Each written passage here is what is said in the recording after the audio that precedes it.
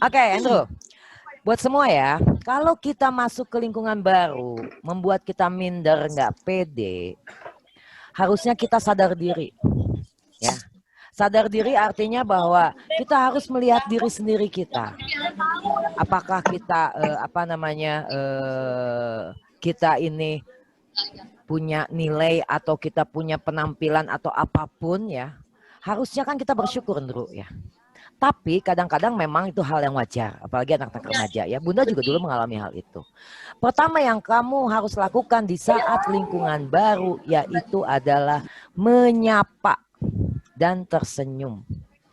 Jadi misalnya Andrew masuk dalam lingkungan baru, misalnya lingkungan ada teman-teman Andrew nih yang lagi party ulang tahun. Tapi ada yang Andrew nggak kenal. Ah ini teman-teman saya mungkin teman lama kamu, tapi kamu nggak kenal sama yang lain. Pertama kamu masuk ke situ, Andrew harus bisa menegur sapa mereka, ya supaya apa? Kalau kita udah menegur, kita udah nyaman, lingkungannya di situ kita udah nyaman dan tersenyum.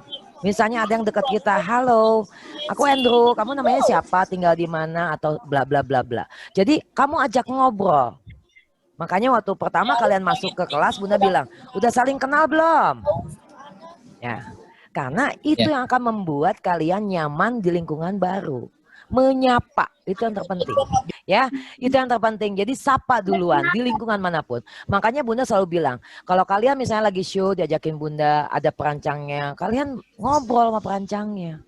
Ada fotografer, ngobrol sama fotografernya, ada mua, ngobrol. Di situ dia akan senang sama kalian gitu. Dan kalian juga akan nyaman. Dan jangan lupa, terakhir sebelum kalian melakukan sesuatu, ketemu orang, kalian ucapkan terima kasih.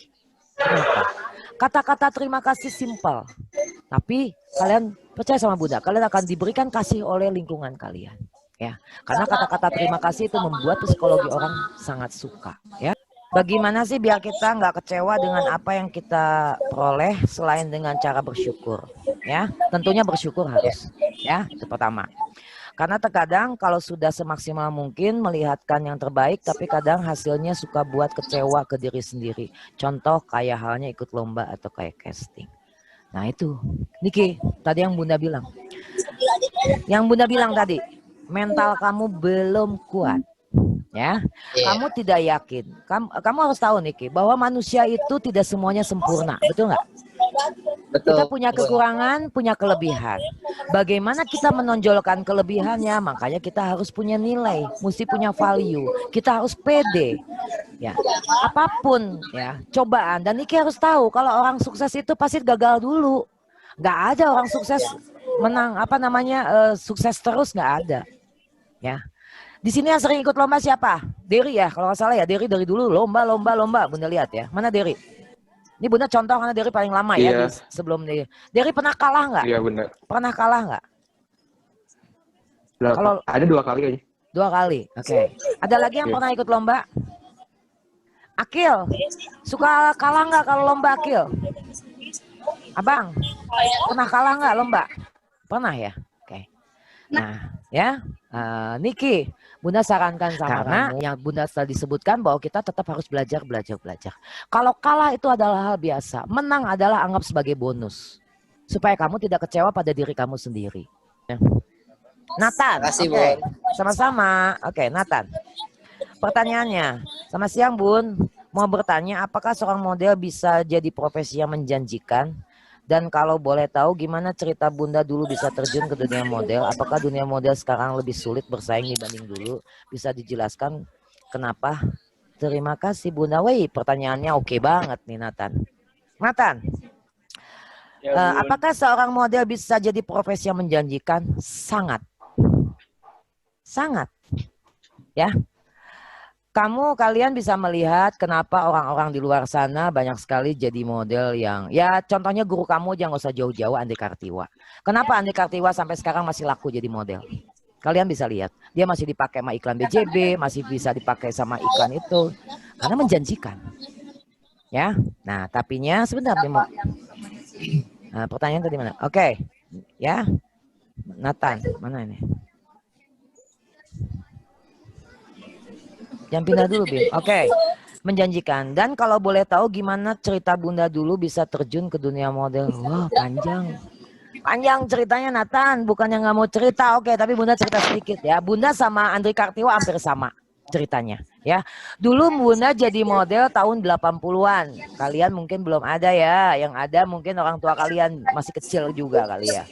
Tahun 80-an dulu Bunda jadi model, pertama Bunda lakukan adalah Bunda ikut lomba. Di situ ada lomba Kijang Expo tahun 85 mencari mobil tuh, mobil pertama tuh mobil kapsul tuh, Bunda ingat banget. Itu Bunda juara pertama. Di situ Bunda akhirnya belajar. Bunda cari sekolah model. Ya, cari sekolah model. Pertama itu dulu Bunda di Model. Terus Bunda juga belajar di Jimmy Enterprise, juga Bunda belajar. Tahun 86 Bunda akhirnya ikut lomba Putih Parahyangan 86 dan Bunda pemenangnya. Dulu Putih Parahyangan itu sama dengan Mojang Jejaka sekarang. Ya, itu awalnya. Tapi Bunda tipe yang tidak mau berhenti sampai di situ. Ya, Bunda juga kalah sering. Bunda ikut lomba di Jakarta. Waktu itu Bunda ikut Top Model Indonesia, Bunda dapat juara berapa ya? Juara fotogenik. Nah, Bunda ingat banget ya. Tapi Bunda ikut lomba lagi, ikut lomba terus ngalamin kegagalan juara 3, juara 2 Jakarta. Nah, di situ Bunda belajar lagi sama Mbak Oki Asokawati. Bunda di Jakarta pindah tahun 89, Bunda pindah ke Jakarta. Dari Mbak Oki Bunda juga belajar di John Robert Power, di Titik Kadarsi beberapa. Tahun 92 Bunda pindah ke Bandung setelah Bunda mendalami dunia modeling di Jakarta. Bunda juga pernah jadi wajah Femina dan lain-lain. Bunda juga ada agensinya di Jakarta sama dengan Andri Kartiwa. Ya, kalau kita ingin profesional, kita harus punya agensi yang profesional. Ya, nanti Bunda sedikit cerita. Kalau misalnya Nathan, Andrew atau siapapun yang ingin profesional, ayo ngobrol sama Bunda. Bunda kasih saran. Harus gimana, harus gimana, harus gimana. Ya, nah waktu itu tahun 90-an, umur Bunda 23 tahun. Siapa di sini umur 23 tahun? Acung, ada yang 23 tahun? Andrew berapa sih? Masih belasan ya. Nathan berapa? 17. Dari itu 23. Dari 23. Oke. Rafli berapa tahun? 19 Bun. 19. Oke. 19. Dari di saat 30. Bunda umur 23 tahun, Bunda sudah punya model agency sendiri. Bunda sudah jadi guru. Bunda sudah jadi koreografer. Karena pengalaman Bunda belajar dan terus. Ya, dulu namanya Revi Model Agency. Tahun 90-an tanya orang tua kalian, mungkin yang tahu orang tua Rafli. Nah, mamanya Rafli dulu modelnya Bunda. Mamanya Farel. Ya Farel, mama kamu dulu model saya. Ya, mamanya Farel. Dulu modelnya Bunda. Di saat Bunda umur 23 tahun, Bunda udah mendirikan model agency. Dan Bunda juga sebagai fashion designer. Bunda dulu sekolah di Pusat Pendidikan Desain Bandung. Bunda aktif di situ. Ya, sampai tahun 90-an Bunda aktif punya Revi Model Agency, itu top banget. Tapi Bunda muncul lagi tahun 2015 ya. Kenapa Bunda muncul lagi? Ya karena anak Bunda waktu itu masih kecil, sekarang udah remaja, akhirnya karena profesi Bunda sebagai guru. Bunda mencintai profesi Bunda, akhirnya Bunda mendirikan LKP ini. Jadi perjalanan Bunda juga tidak mudah, Nathan ya. Tidak mudah Nathan ya. Andri Kartiwa juga sama. Dulu Andri Kartiwa 7 tahun di Jakarta, dia masuk agensinya Ramli. Makanya dia dulu top di Jakarta dan akhirnya terpakai sampai sekarang ya. Jadi sangat menjanjikan Nathan. Kalau kamu mau boleh. Nanti Nathan diskusi sama Bunda. Bunda kasih tahu sama kalian. Model Bunda tahu yang namanya siapa? Ale baru nih. Ale batch 10. Dia kan tinggi nih 180. Ya. Bunda sarankan kamu mau profesional nggak? Mau. Kamu berangkat ke Jakarta, kamu cari agensi. Agensi di Jakarta kita harus melamar. Seperti bekerja. Alhamdulillah Ale sekarang lagi di training ya. Dia diterima oleh Persona agensi di Jakarta untuk go internasional. Jadi sangat menjanjikan Nathan. Tapi kalau kamu tidak tahu caranya boleh kamu diskusi sama Bunda. Nanti Bunda kasih sarannya. Atau yang lainnya pengen misalnya ke PH, casting boleh. Bunda kasih saran nanti. Bunda kasih tahu kalian harus kemana. Makanya itulah pentingnya mentor. Ya, jadi kamu jangan diam aja. Kalau saya tujuannya saya pengen jadi model profesional. Saya ingin jadi model iklan. Saya pengen jadi artis. Sangat mudah. Dan itu adalah profesi yang menjanjikan. Tapi saran Bunda tetap kalian harus sekolah. Kenapa? Bunda juga dulu sekolahnya di teknik lingkungan. Beda kan? Karena kita harus punya wawasan yang luas sebagai model. Kita nggak boleh sebagai model bodoh. Pertama sekolah penting. Ya, Bunda menyarankan sama kalian sekolah yang penting. Ya, Bunda juga dulu sekolah dan juga profesi Bunda sebagai model. Setelah Bunda lulus dari kuliah, akhirnya Bunda bikin usaha sendiri. Bunda punya sekolah modeling dan modelisasi di saat Bunda umurnya 23. Dan Bunda juga berharap Derry nanti bisa begitu, punya model agency. Kalau bicara bersaing ya, bersaing itu sebenarnya bukan hanya persaingan ya. Namanya gini, contoh hoki ya Nathan, hoki. Orang itu kan suka, itu mah hokinya dia top. Tidak ada Nathan. Hoki itu harus dicari, harus dikejar. Ya. Orang jadi top itu karena dia berusaha mengejar. Makanya tadi Bunda sampaikan, kalau kalian punya dream seperti itu, kalian targetkan, bikin planning, kalian harus punya mentor. Bagaimana caranya untuk meraih cita-cita kalian? Ya, jadi saya ingin jadi model iklan harus gimana nih Bun? Oke, Bunda akan arahkan. Atau ke Andri Kartiwa ingin bagaimana? Karena pengalaman Bunda sama Andri Kartiwa sama. Bagaimana cara agar kita tidak selalu membandingkan diri kita dengan orang lain yang mungkin memiliki kelebihan yang lebih dari kita? Oke. Bagaimana caranya supaya kita tidak membandingkan ya? Tadi Bunda udah nyampaikan ya Jonathan, ini buat semua ya. Karena ini pertanyaan dari model-model Bunda juga bukan hanya Jonathan yang bertanya begini. Ada kemarin beberapa ya Kak Bimo ya. Kalian harus tahu bahwa manusia itu tidak sempurna. Ya, kalian kan pasti tahu ya Jonathan ya. Ada kelebihan dan ada kekurangan. Makanya tadi Bunda sampaikan, cintailah diri sendiri. Jadilah diri sendiri. Supaya kamu mindsetnya tidak membandingkan diri kamu dengan orang lain. Oke, kamu melihat orang lain begini, saya enggak. Padahal tanpa kamu sadari, orang-orang itu tidak punya apa yang kamu miliki. Dan itu adalah mindset.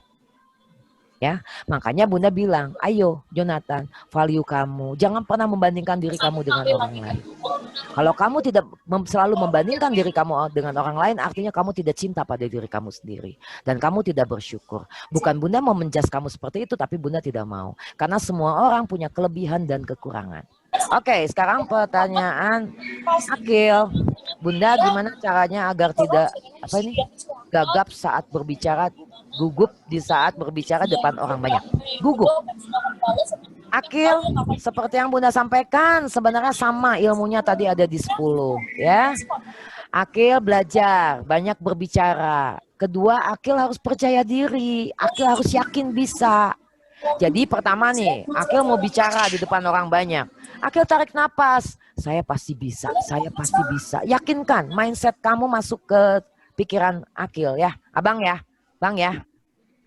Yakin kamu ganteng kok gitu, kamu pintar gitu. Ya, kamu bisa, kamu udah belajar. Jadi harus yakin dulu. Yakin pada diri sendiri.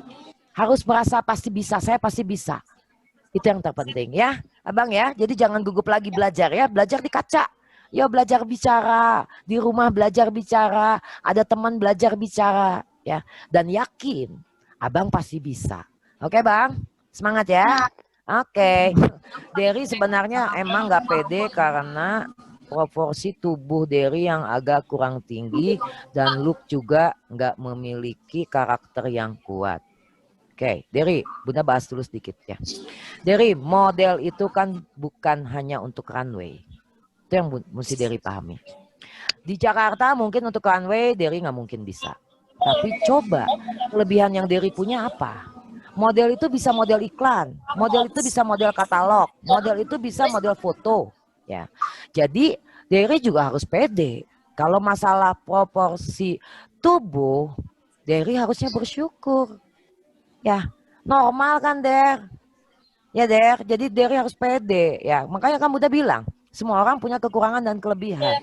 Kita harus tahu pada diri sendiri artinya apa yang kita pilih. Kalau di Bandung masih bisa dengan setinggi kamu untuk runway memang. Tapi kalau untuk go internasional, nasional tidak mungkin. Karena memang ada standarnya. Itu yang harus kita menaukkan diri. Tapi bukan berarti kita nggak pede. Cari yang bisa untuk kemampuan kalau kamu look apa. Ya. Look itu atau karakter itu bukan kamu nggak punya karakter. Tapi karena jam terbang. Itu belum terbentuk. Makanya tadi Bunda bilang, jam terbang itu minimal 3 tahun. Nanti akan terbentuk karakternya. Ya, jadi belajar jangan pernah berhenti. Karena look karakter itu tidak pernah selesai bahwa kita belajar sebentar, kita jadi model, apalagi di Bandung kan tidak terlalu eksis gitu ya, di Bandung apalagi kondisi saat ini gitu. Ya itu tadi, karakter itu akan terbentuk dengan sendirinya kalau kita lebih pede, bagaimana kita menampilkan pakaian, bagaimana kita pasti karakternya akan keluar. Walaupun ilmunya dikasih sama siapa namanya Kak Andri sama semua, tapi semua karakternya pasti akan berbeda. Penghayatan deh, ya penghayatan. Makanya kenapa ada acting kemarin. Kalian harus menghayati. Di saat kalian pakai baju produk, kalian harus bisa menghayatinya. Ya, itu karakternya nanti akan tumbuh. Bukan Derry nggak punya karakter, tapi Derry merasa seperti itu. Jadi pikiran lagi deh, mindset kamu, ya, jangan punya pikiran jelek pada diri kamu sendiri, tapi kamu harus yakin dan kamu harus cinta pada diri kamu sendiri, ya.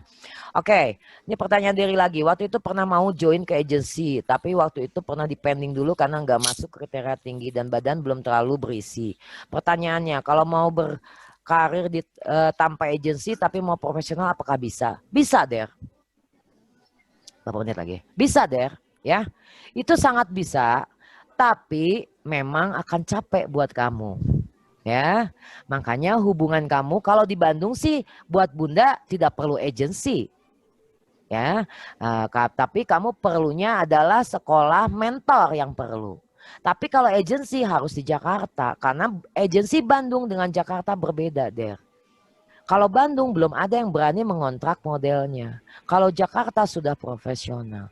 Kalau Derry misalnya masuk agensi dan belum masuk tingginya, Derry cari agensi untuk model iklan. Derry cari agensi untuk foto.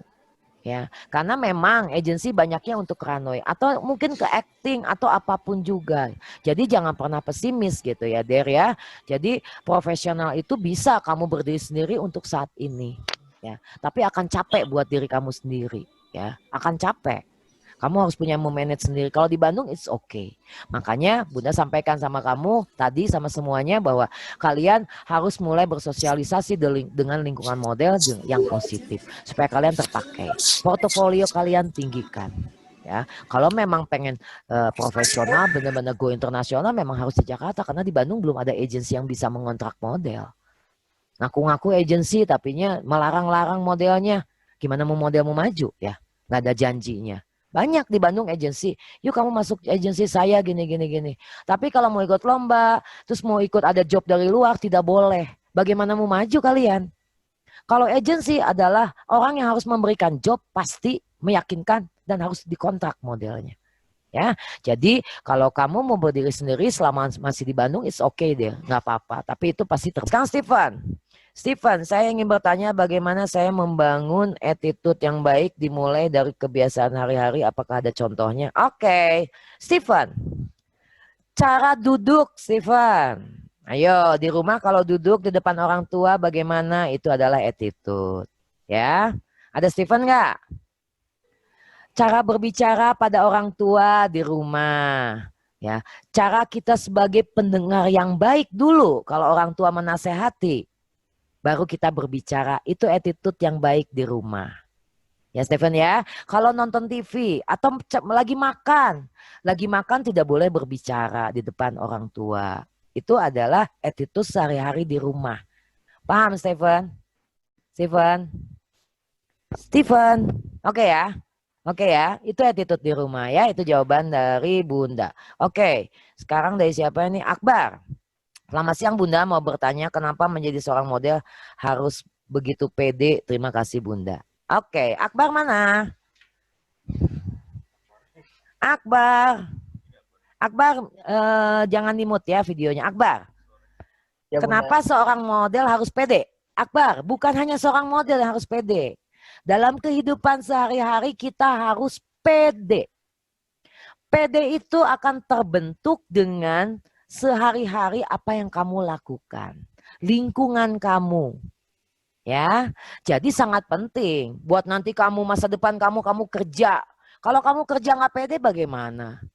Ya, makanya tadi Bunda sarankan Akbar ya, terus belajar, punya public figure, punya mentor supaya kamu bisa diskusi untuk meningkatkan kepercayaan diri kamu. Kan tadi PD itu adalah kita yakin dengan apa yang kita miliki, yakin dengan apa yang kemampuan diri kita. Ya, jadi sangat penting pede itu bukan hanya di dunia model. Dalam kehidupan sehari-hari di sekolah juga kamu harus pede. Dalam berteman juga kamu harus pede supaya tidak diinjak-injak orang kalau kita pede. Ya, seperti itu Akbar. Nih, Rafli bertanyanya apa? Rafli, susah atau tidak jalan untuk dunia model? Rafli, jalan ke dunia model itu gampang tapi tergantung dari kitanya. Tadi kan ilmunya sudah ada ya dari Bunda ya. Kamu kuat mental nggak? Kamu pede nggak? Kamu punya attitude yang baik nggak? Ya, gampang menjadi model profesional. Ya, nanti kalau kamu ingin jadi model profesional, pertama adalah belajar dulu. Ya, kedua kamu juga harus kuat mentalnya. Sama dengan kamu nyanyi juga kan seperti itu. Nanti kalau kamu ingin terjun ke dunia model, Bunda akan menyarankan. Kamu mau masuk agensi, oke Bunda akan sarankan kemana. Tapi kamu harus punya nilai dulu, punya value dulu. Dan kamu mesti punya portofolio. Ya, mesti punya portofolio, jam terbang kamu harus tinggi dulu. Jadi kamu ada show, kamu ada foto, masukkan ke IG kamu portofolio. Pribadi boleh. Ya, misalnya Rafli yang IG sendiri atau Rafli yang IG portofolio. Ya, di situ orang akan melihat Rafli. Ya, jadi tidak ada model yang akan instan, itu tidak ada. Jadi persiapkan dari sekarang. Untuk jadi profesional itu mudah, sebenarnya mudah. Tergantung kembali pada diri kita sendiri. Ya Rafli ya. Jadi ilmu Bunda yang tadi yang 10 penting. Untuk pertanyaan kok Rafli, ya Rafli ya. Pertanyaan Rafli, susah atau tidak jalan ke dunia model? Gampang. Gampang bisa tergantung Rafli, susah bisa tergantung Rafli. Makanya mindset, merasa gampang nggak? Gampang kalau Bunda. Proses, baik proses kita jalani, nikmati proses itu. Oke Rafli ya, cukup puas pertanyaannya ya, jawabannya ya.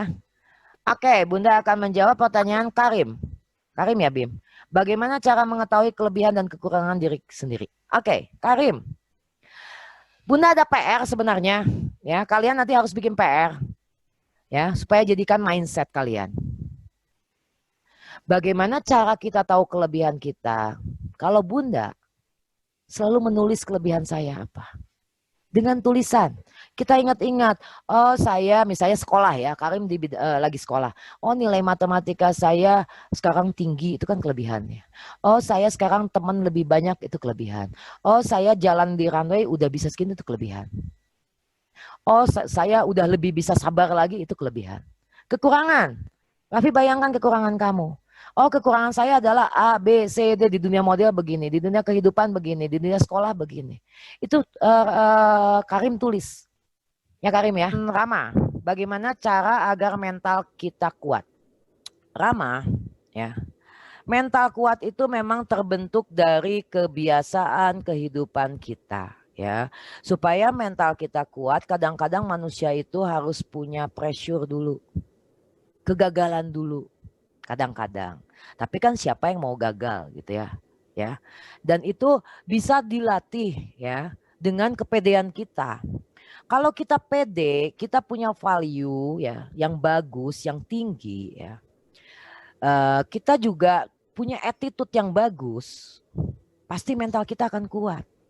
Di saat kita ditolak, di saat kita diterima, makanya Bunda sarankan kalian harus punya mentor dan figur.